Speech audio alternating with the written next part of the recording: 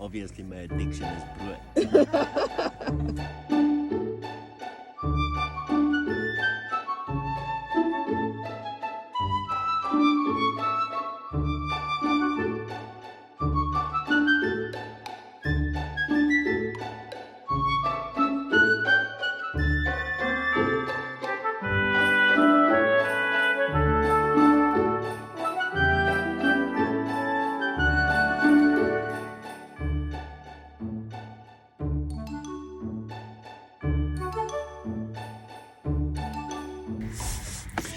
So to knead the dough, best way that I found is to fold it over itself and move it forward for 10 minutes.